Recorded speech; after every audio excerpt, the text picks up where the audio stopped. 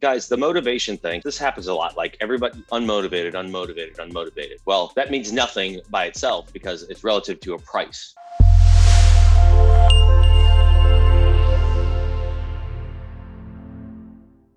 Broad list versus niche list marketing. Yeah, I mean, listen, the general answer is you do both, but it really has to be guided. You can't just ask it that way because it kind of depends on what you're doing with your budget, what you're trying to do, right? So I think that the right way to start, no matter what, is to drill it down to zips or zips that are alike, where you can target in smaller groups and then just add more of those. In terms of like broad, meaning all the absentee owners in an area versus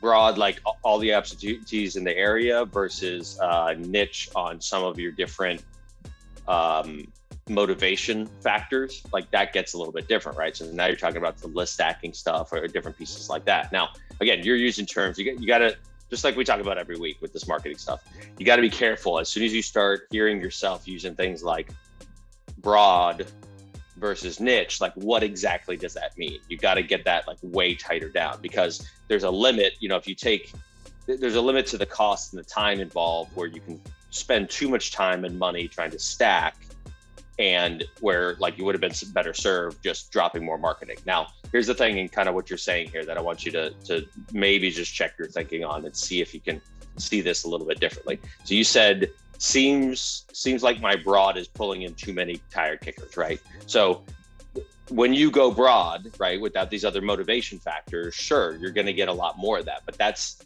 why you're marketing, like whatever you're dropping to them, whatever the channel is you're using, that has to be in alignment with the list you're hitting. You go broad when you're just trying to get in front of more people through mass channels like text or, you know, different things like that. But they're meant to come, it's a funnel, it's a higher up on the funnel, and they're meant to come through some stuff to funnel down. You know, so what are you doing? I think you're texting to him, Henry, is that right? So you're texting out of what system? Smarter Contacts. You're texting out of Smarter Contacts. How many a day?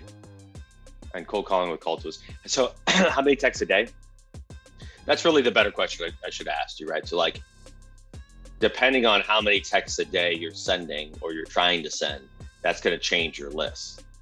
And depending on the system and depending on how frequently you can hit them and all those different things, it's going to change the list that you have to pull. Sometimes you have to go broader. You just want to. So you're sending 500 to 800 a day with your VA, right? And then your VA is having the conversation. So, I mean, if you're saying, okay, I'm having a lot of, how'd you do it? Tire kickers. Then there's two components. There's the list that you're inputting, right? And then there's the conversation the VA is having with them. So maybe something's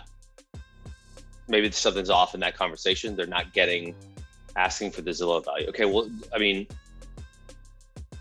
asking for the Zillow value doesn't necessarily, like, that's going to be part of what happens in this marketing. They don't know what it's worth, so they Google the address, right? And they just take the Zillow number. So that should be something that you guys, when you're getting on the phone or you're trying to communicate with these people at the next level, like that should be a very normal thing that they know, that you guys know how to rebut.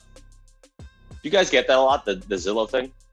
I mean, I always joke about like the Zillow value that they're quoting, like that company just lost $1 billion on real estate investments based on that Zillow value. Like that doesn't mean anything.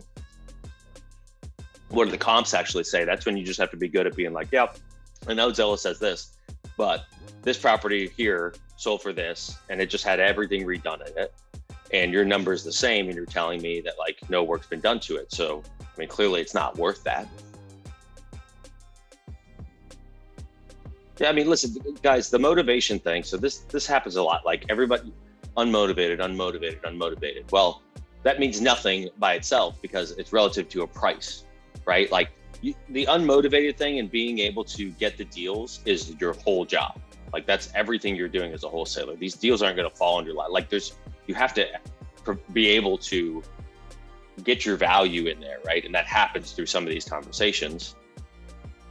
So these are things you're just gonna have to get used to rebutting. And honestly, like if you have it so much lead flow that stuff doesn't make sense to even like go deeper in the conversation, cool, put them in a follow-up, let your system or your VAs or whatever, let it go hit them again in a month. Go hit them again. Hey, you still looking for it? You still looking to sell the property? Would you consider this? Would you like just get movement on them and start the engagement? It's just they're at a different point in the sales cycle than probably what you're looking for. Like not every person is going to be a home run. That's part of what you have to do.